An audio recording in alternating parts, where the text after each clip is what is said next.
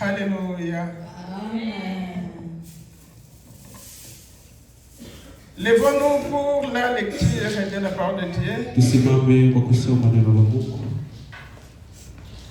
Et nous allons lire dans Matthieu, le chapitre 26, versets 36 à 46. Tutasoma katika kitabu cha Mathayo 26 36 mpaka 46. Matthieu 26, 36 à 46. Mathayo 26 36 mpaka 46. Si quelqu'un a vu, il peut lire. Kama kuna ambaye amepata anaweza kutusomea. 26, verset 26 à 46. 26, 36, 46. 36, je lis dans le nom du Seigneur. Amen. Là, déçu, Jésus alla avec eux dans un lieu appelé Gethsémani. Et il dit aux disciples, asseyez-vous ici pendant que je m'éloignerai pour prier.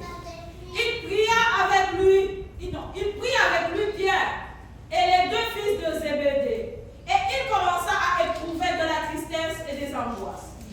Il leur dit alors, mon âme est triste jusqu'à la mort. Restez ici et veillez avec moi. Puis, ayant quelques pas en avant, il se jeta sur sa face et pria ainsi. Mon Père, s'il est possible que cette coupe s'éloigne de moi. Toutefois, non pas ce que je veux, mais ce que tu veux. Et il vint vers les disciples qui pouvaient endormir et il dit à Pierre, vous n'avez donc pu veiller 1 heure avec moi. Veillez et priez afin que vous ne tombiez pas dans la tentation. L'esprit est bien disposé, mais la chair est faible. Il s'éloigna une seconde fois et pria ainsi. Mon Père, s'il n'est pas possible que cette coupe s'éloigne sans que je la boive, que ta volonté soit faite. Il revint et les trouva encore endormis, car leurs yeux étaient appesantis. Il les quitta et s'éloigna. Il pria pour la 3e fois, répétant les mêmes paroles. Puis il alla vers ses disciples et leur dit, vous dormez maintenant et vous vous reposez. Voici l'heure est proche et le Fils de l'homme est livré aux mains des pécheurs. Levez-vous, allons, voici celui qui me livre s'approche. Amen. Amen. Ni pesa moja nawe Yesu, kwani giza liko duniani, natamani kukukaribia, kusikia neno lako zuri. Asseyez-vous s'il vous plaît. Tunaweza kukaa. Aujourd'hui, notre thème s'intitule Veiller 1 heure avec Jésus. Leo kichwa cha somo yetu ni kusema tukeshe saa moja pamoja na Yesu. Veiller 1 heure avec Jésus. Tukeshe saa moja pamoja na Yesu. Le Fils de Dieu Jésus-Christ, quand il était ici sur terre, Mwana wa Mungu Yesu Kristo wakati alikuwa hapa duniani, il a accompli beaucoup de choses. alifanya mambo mengi. Il a guéri les malades. Aliponya wagonjwa, Il a chassé les démons. alifukuza mapepo, Il a pardonné leurs péchés. akasamehe dhambi zao. Il a enseigné, il a réprimandé les gens. Alifundisha watu, aliwakemea watu. Jésus n'a pas péché. Yesu hakufanya dhambi. Et le moment est venu où Non. le Fils de Dieu a été méprisé. Na wakati ulifika wakati mwana wa Mungu aliteswa, alizarauliwa, Il a été haï par le monde. alichukiliwa na ulimwengu. Ils ont comploté contre lui. Walifanya njama kwa ajili yake. Et l'un des 12 l'a trahi, Judas Iscariote. na mmoja wa 12 alimsaliti Yuda Iskarioti Et il a livré le Fils de Dieu. na akamtoa mwana wa Mungu. Et là, nous pouvons nous demander qui pouvait avoir pitié du Fils de Dieu. Na hapo tunaweza kujiswali ni nani angekuwa na huruma kwa mwana wa Mungu? Tout le monde criait qu'il soit crucifié. Kila mtu alilalamika asulubiwe. Et lui-même avait dit avant que je serai pour vous Na yeye mwenyewe alisema cette nitakuwa nuit kwenu une occasion de chute. usiku huu, nitakuwa kama vile kikwazo kwenu usiku huu. Je frapperai le berger et les brebis seront dispersées. Nitapiga mchungaji na kondoo zitakimbia. Et c'est à ce moment-ci, Jésus était parti à ce lieu appelé Gethsemane avec ses disciples. Na hapo Yesu alikuwa ameshaenda huko Gethsemane pamoja na wafuasi wake. Et au verset 36, il va dire: asseyez-vous ici pendant que je m'éloigne pour prier. Na kwa verse yake ya 36 akasema mkae hapa ili niondoke kwenda kuomba. Et à ce moment-là, il avait pris Pierre et les deux fils de Zébédée. Na hapo alimkamata Petro na wana wawili wa Zebedeo. Et la parole de Dieu déclare que Jésus était triste. Na neno la Mungu linatangaza kwamba Yesu alikuwa na uchungu. Il était angoissé. Alikuwa ana uchungu kabisa. Il a bien déclaré au verset 38, mon âme est triste. Na katika verse ya 36 akasema kwamba moyo wangu una uchungu jusqu'à la mort. mpaka kufa. Restez ici éveillés avec moi. Kaa hapa na mkeshe pamoja nami. Et quand Jésus est parti pour prier, na wakati Yesu alienda kwa kuomba, quand il est revenu vers les disciples, na aliporudia kwa wafuasi wake, il les a trouvés encore endormis. Akawakutana bado wanalala. Et c'est à ce moment-là qu'il a dit: vous n'avez donc pu veiller 1 heure avec moi. Na hapo akawauliza, hamkukesha hata saa moja pamoja nami? Souvenez-vous dans les prêches ou les enseignements de notre berger, tukumbuke katika mahubiri ya mchungaji wetu, quand il nous a parlé de l'Apocalypse, le chapitre 8, wakati alituambia kuhusu Ufunuo sura yake ya 8, il nous a parlé d'1 heure que Dieu nous a donné. Alituambia kuhusu saa moja ambayo Mungu ametupatia. Une demi-heure plutôt, je m'excuse. Yaani ni nusu ya saa ambayo Mungu ametupatia. Dans Apocalypse, le Seigneur a donné une demi-heure. Katika kitabu cha Ufunuo, Mungu ametupatia nusu tu ya saa. Dans notre vie ici-bas, katika maisha yetu hapa chini ya ulimwengu, nous sommes chaque fois pressés. Tuko kila wakati tunakimbia. Nous sommes vraiment occupés par d'autres choses. Tunashikwa na mambo mengi. Quand il s'agit d'aller travailler, ya kwamba ikifikia kwenda kutumika kufanya kazi, nous arrivons au lieu de service 30 minutes avant. Tunafika kwa nafasi ya kazi hata dakika 30 mbele. Mais quand il s'agit des choses de Dieu, lakini ikiwa mambo ya Mungu, nous ignorons tout. Tunasahau yote. Nous ne voyons pas que nos intérêts. Hatuone kwamba mafaa yetu. Nous considérons seulement nos intérêts. Tunatia mbele tu mambo yetu. Dans ces enseignements de notre berger, na katika mafundisho ya mchungaji wetu, dans le chapitre 8 du livre de l'Apocalypse, kwa sura yake ya 8 ya kitabu cha Ufunuo, là il nous a précisé que le Seigneur nous a donné une demi-heure. Alitukamilishia kwamba Bwana ametupatia nusu ya saa pour nous repentir. Ili tupate kutubu. Il nous a accordé une demi-heure pour chercher Dieu. Alitupatia nusu ya saa ili tumtafute Mungu. Il nous a accordé une demi-heure pour nous consacrer à la prière. Alitupatia nusu ya saa ili tujitolee kwa maombi.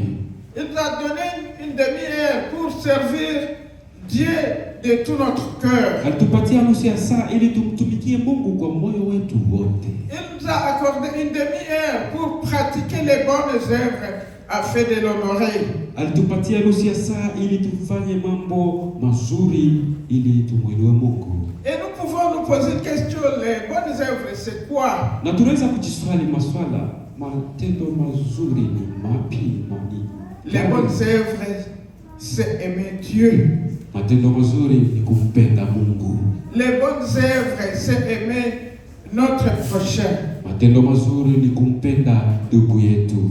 Dieu nous a donné une demi-heure pour le glorifier, Mungu ametupatia nusu ya saa ili tumtukuze, pour le louer et pour l'adorer. ili tumuinue na tumwabudu.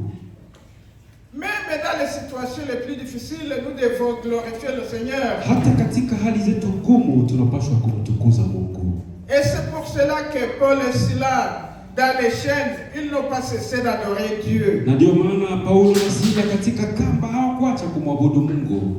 Une demi-heure pour se consacrer à Dieu. Nusu ya saa ili tujitolee kwa Mungu.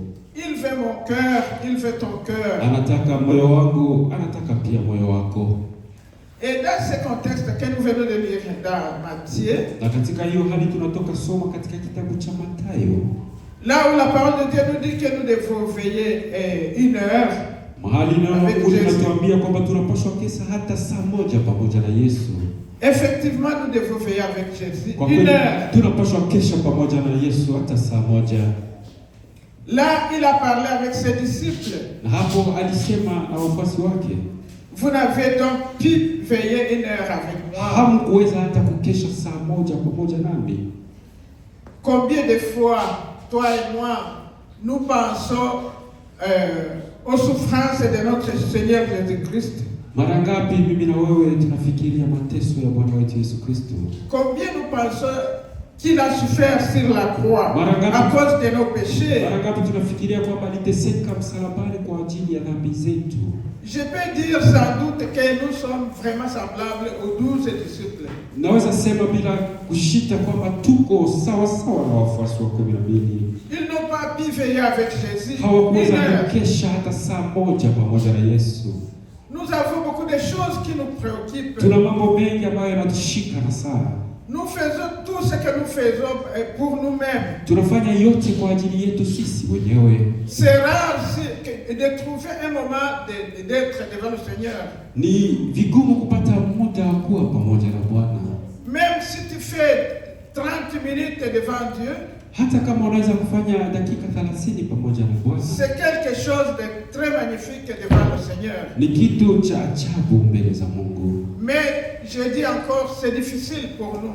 Lakini tena nasema ni vigumu kwetu, Parce qu'une fois quand nous nous présentons devant Dieu, kwa sababu tunapojitolea mbele za Mungu, la tête commence à marcher partout. kichwa yetu inaanza tembea huko na Nous kule. commençons à penser d'autres choses. Tunaanza wazia mambo mengi, Nous commençons à parler de l'argent qui est à la banque. tunaanza fikiria pesa ambazo tunazo katika Nous banki. commençons à parler de nos enfants, comment ils vont vivre demain. Tunaanza juazia watoto wetu wataishi namna gani kesho, Et nous n'avons pas le moment de nous concentrer pour prier le Seigneur. na hatuna hata muda wa kujitolea kwa maombi. C'est pour cela que dans le texte que nous venons de lire, on nous dit de veiller dans la prière. Ndio maana katika somo tunatoka kusoma na tuomba tukeshe katika maombi. Là, nous devons veiller une heure Hapo avec le Seigneur. tunaweza kukesha hata saa moja pamoja na Kristo. Comment est ta prière? Tutakuwa namna gani katika maombi? Comment est ta prière? Est-ce que vraiment tu te consacres souvent pour bien prier devant Dieu? Ni namna gani maombi yako iko? Unajitoa kweli kwa kuomba mbele za Mungu? Ou bien c'est arrivé devant et tu commences à penser à autre chose? Au unapofika mbele ya maombi unaanza fikiria mambo mengine? Ou bien quand tu veux juste commencer à prier, tu es envahi par le sommeil? Wala unapojitayarisha kwa kuanza omba ni usingizi ndio unakuchukua. Et penser à ce que tu vas voyager. Na unaanza fikiria jinsi utasafiri. Veillons une heure avec le Seigneur dans la prière. Tukeshe hata saa moja pamoja na Kristo katika maombi. Mon frère, ma soeur, Kaka yangu na dada yangu, prions pour les serviteurs de Dieu. tuwaombee watumishi wa Mungu. Prions pour le ministère. Tuombe kwa ajili ya kazi ya Mungu. Prions pour l'église. Tuombee kanisa. Prions pour les malades, les veuves et les orphelins. Tuombee wagonjwa, wajane na mayatima. Prions pour les laissés pour compte. Tuombee hawa wote walioachiliwa. Prions pour les âmes perdues. Tuombee hata mioyo ambayo imepotea. Prions pour les prisonniers. Tuombee wafungwa. Prions pour les affligés. Tuombee wanaoomelewa, wanaoteseka. Souvenons-nous des serviteurs de Dieu, Daniel. Tukumbuke mtumishi wa Mungu Danieli. Daniel, le chapitre 6, verset 10. Katika kitabu ya Danieli sura ya 6 verse yake ya 10. La parole de Dieu nous dit qu'il se retira dans sa maison. Neno la Mungu linatuambia kwamba yeye akatoka katika nyumba yake. Et là où les fenêtres de sa chambre supérieure étaient ouvertes. Na mahali dirisha za chumba yake ilikuwa wazi. Dans la direction de Jérusalem. Ilikuwa ikiangalia huko Yerusalem. Et 3 fois par jour, na mara 3 kwa siku, il se mettait à genoux. Alikuwa akishuka kwa magoti. Il priait. Akaomba. Il louait. Akasifu. Il adorait le Seigneur. Na akamwabudu Mungu. 3 fois par jour. Mara 3 kwa siku. Toi, tu pries combien de fois par jour? Na wewe pia unaomba mara ngapi kwa siku? Combien de fois tu te mets en genoux par jour pour mara prier Dieu? ngapi unashuka kwa magoti ili upate kumwomba Mungu? Nous devons nous poser des questions. Tunapaswa kujiswali hizo swala. La prière est vraiment très indispensable pour un enfant de Dieu. Maombi ni muhimu sana kwa mwana wa Mungu. Si nous ne prions pas, kama hatuombe, nous vivons comme des morts. Tunaishi kama wafu.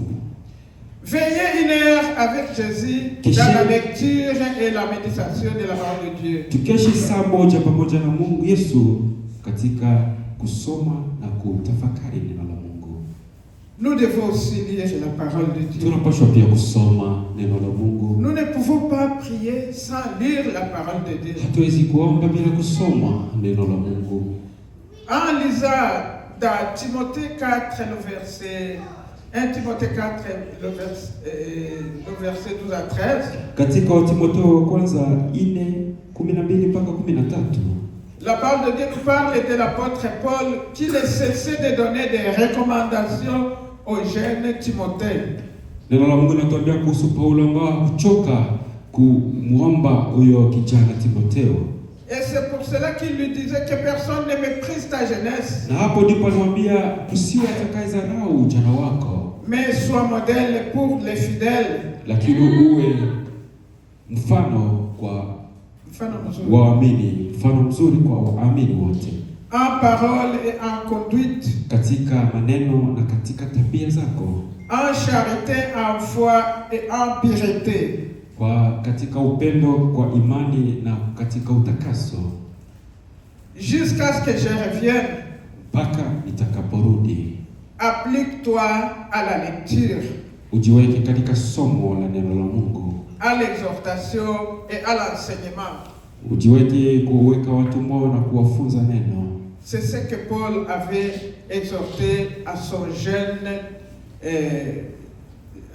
jeune fils Timothée. Ndiyo ambayo Paulo alimuomba kijana Timotheo. Il devait veiller à méditer la parole de Dieu. Alipaswa kesha akitafakari neno la Mungu. Il devait avoir la charité. Alipaswa kuwa na upendo. La bonne conduite. Alipaswa kuwa na tabia nzuri. Il devait s'appliquer à la lecture de la parole de Dieu. Alipaswa kujitoa kwa kusoma. Il devait exhorter. Alipaswa kufunza. Il devait enseigner. Alipaswa kufunza watu. Il devait aussi vivre la vie de pureté. Alipaswa pia kuishi maisha ya utakaso. La lecture de la parole de Dieu est aussi indispensable pour nous les chrétiens. Neno kusoma neno la Mungu ni ya muhimu kwetu pia wa Kristo. Vous vous souvenez très bien que Jésus lui-même a utilisé la parole. Unakumbuka kwamba hata Yesu Kristo alitumia neno quand il a été tenté par le diable. Wakati alijaribiwa na shetani. C'est parce que il avait maîtrisé la parole de Dieu. Ni kwa sababu alikuwa akielewa neno la Mungu. Nous aussi c'est notre devoir de maîtriser vraiment la parole de Dieu. Na sisi pia tunapaswa kuelewa neno la Mungu. Je me souviens pour les gens qui vivent là, on n'accepte pas les gens de prier Dieu ou de lire la parole de Dieu. Na kumbuka watu ambao wanaishi mahali hawakubali watu wamuombe Mungu ama kusoma neno la Mungu. Ils ont l'habitude de bloquer les paroles. Wanakuwa na tabia za kubania maneno. Ils bloquent les paroles qui sont dans la Bible. Wanabania maneno ambayo iko katika Biblia. Et quand ils arrivent au moment où ils ne devaient pas sortir de leur maison, na ikifika wakati hawawezi kutoka nyumbani mwao, et ils ne peuvent pas aussi porter des Bibles, hawawezi pia hata kuchukua Biblia, ils commencent à réciter les paroles qui sont dans leur tête. Na hapo wanaanza kutaja neno ambazo waliweka katika vichwa vyao. Regardez, nous avons encore la chance de lire la parole de Dieu ouvertement. Sisi tuna bahati ya kusoma neno la Mungu katika uhuru wote. Nous marchons avec des Bibles sans problème. Tunatembea na Biblia zetu bila shida yoyote. Mais il y a les autres, quand ils essaient de montrer la Bible, kuna wengine wakitafuta hata kuonesha Biblia, on brûle les Bibles et on essaie de les brûler aussi. Wanachoma Biblia, wanaweza hata kumchoma yeye. Raison pour laquelle nous devons faire tout pour vraiment être riches en lisant la parole de Dieu. Ndio maana tunapaswa kujitahidi kujitajirisha tukisoma neno la Mungu. Veillez une heure avec Jésus à penser à lui. Tukeshe saa moja pamoja na Kristo tukimfikiria yeye tu. Combien tu te souviens de douleur de Jésus sur la croix? Mara ngapi tunakumbuka mateso ya Yesu hapo msalabani? Tu te souviens qu'ils sont venus après lui comme un brigand? Unakumbuka jinsi walikuja nyuma yake kama vile shetani, kama vile mtu mbaya. Et ils sont venus avec les épées. Walikuja na mpanga. Avec les bateaux. Walikuja na fimbo. Et Jésus était toujours là. Na Yesu alikuwa tu hapo. Il n'a pas fait le péché. Hakufanya dhambi yoyote. Il a enseigné dans les temples. Alifundisha katika mahekalu. Il n'a pas fait du péché. Hakufanya dhambi. Mais tout cela est arrivé. Lakini hayo yote yalimfikia. Pour que les écrits des prophètes puissent s'accomplir. Ili maandiko ya wanabii ipate kutimilika. Vous vous souvenez combien Pilate leur avait relâché Barabbas? Mnakumbuka jinsi Pilato alimwachilia Baraba kwa ajili yao? Et Jésus, lui, il fut battu de verges. Na Yesu Kristo akapigwa na hizo fimbo zao. Et il a été livré, il a été crucifié. Na akatolewa na akasulubiwa. Souvenons-nous de Jésus. Tumkumbuke Yesu Kristo. Souvenons-nous qu'il est mort sur la croix à cause de nos péchés. Tukumbuke kwamba amefariki msalabani kwa ajili ya dhambi zetu. Là, ils se sont moqués de lui. Hapo watu walimchekelea. Ils ont posé sur sa tête des épines. Wakaweka kichwani pake taji la miba. Il y a eu beaucoup de moqueries. Walimchekelea sana. Ils l'ont frappé. Walimpiga. Ils l'ont injurié. Walimtukana. Est-ce que tu penses vraiment à Jésus, toi? Wewe unafikiria kwa ajili ya Yesu kweli? Tu penses combien il s'est livré à cause de tes péchés? Unakumbuka mara ngapi amejitoa kwa ajili ya dhambi zako? Est-ce que tu parles aux gens de Jésus? Unazungumza kwa watu kwa ajili ya Yesu? Ou bien tu as honte de parler de lui? Wala unakuwa na haya ya kuzungumza kwa ajili ya Yesu? N'ayons pas honte de parler de Jésus. Tusiwe na haya ya kumzungumzia Kristo.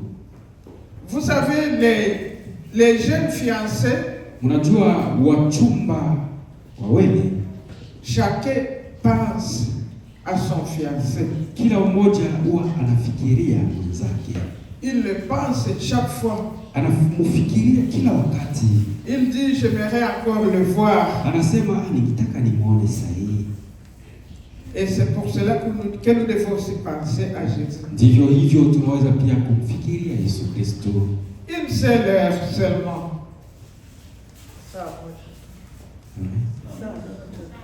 Ni saa moja tu. Pense aux souffrances de notre Seigneur Jésus-Christ. Tufikirie mateso ya Bwana wetu Yesu Kristo. Est-ce que tu es prêt à suivre Jésus dans ses souffrances? Uko tayari kumfuata Yesu katika mateso yake?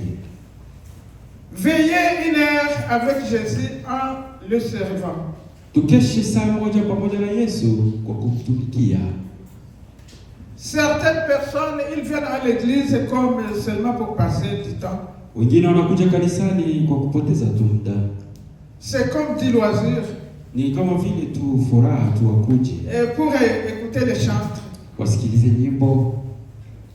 Mais ce n'est pas bon de venir à l'église comme quelqu'un qui ne connaît pas Dieu. Lakini sio vizuri kuja kanisani kama mtu ambaye hamjui Mungu. Tu sais, quelqu'un qui t'aime, il ne peut pas te faire du mal. Unajua mtu anayekupenda hawezi kutendea vibaya. Il ne peut pas te calomnier. Hawezi kukuteta. Il ne peut pas mentir dans ton compte. Hawezi kukusemea uongo. Il ne peut pas parler de toi aux autres. Hawezi sema mabaya yako mbele za watu wengine.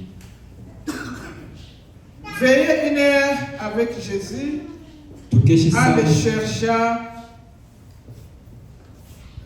en le chargeant de tes fardeaux. Tukeshe saa moja pamoja na Yesu tukimwachia mizigo yetu na woga wetu. Si tu es envahi par le péché, kama unashikwa na dhambi, tu ne peux pas veiller 1 heure avec Jésus. Ni vigumu ukeshe saa moja pamoja na Yesu.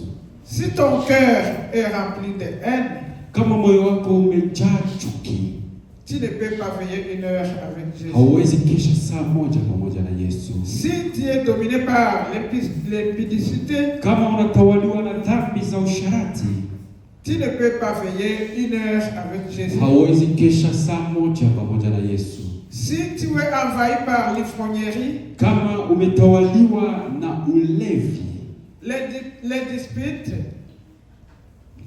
yani mambo ya kufarakana, les commérages, tu ne peux pas veiller 1 heure avec Jésus. Hauwezi kesha saa moja pamoja na Yesu.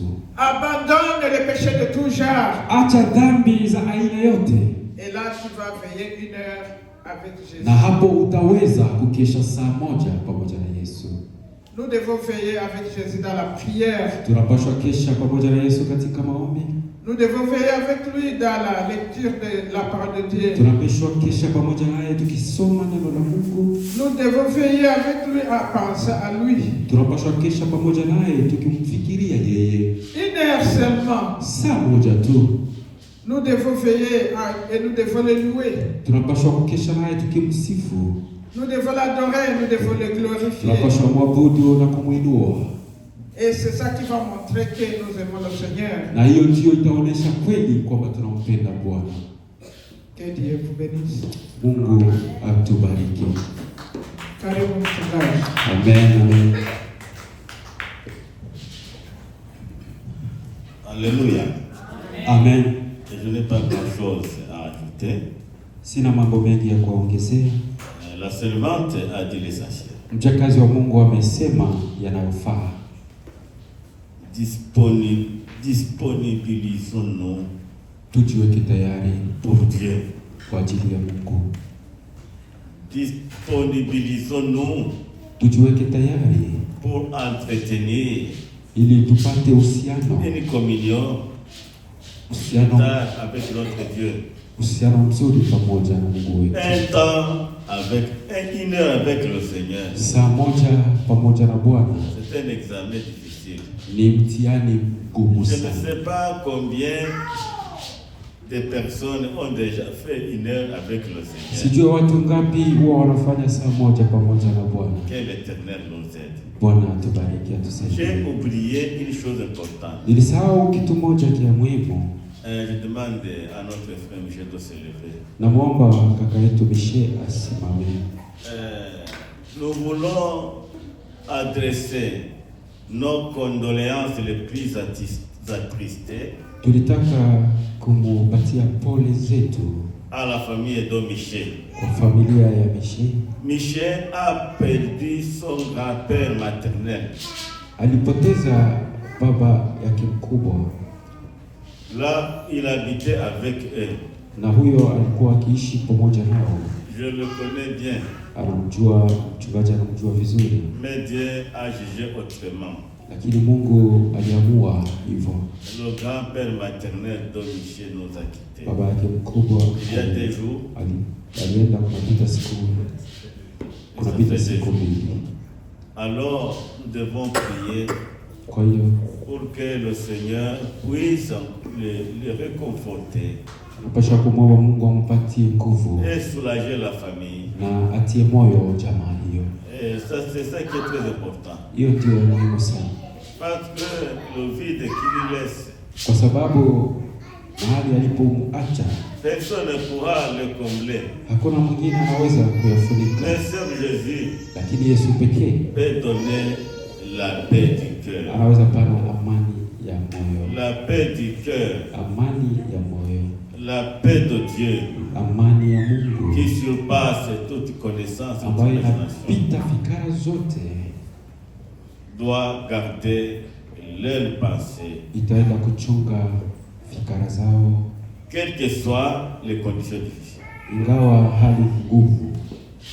Alors Michel, tu vas apporter ce mot de condoléances dans l'église écrite Espérance des peuples à l'endroit de votre église.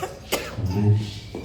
Nous pensons à vous, même dans nos prières, nous ne cessons de prier pour vous. Amen. C'est pour votre maman qui a perdu son grand-père. Qui a perdu son père. Michel a une maman très très gentille. Michel anakuwa na mama ambaye ni mzuri, mwema sana. Elle est passée à la maison pour nous rendre visite. Alifika huko nyumbani kwa kuwatembelea, Et cela nous a beaucoup réjouis. na hiyo iliwafurahisha sana.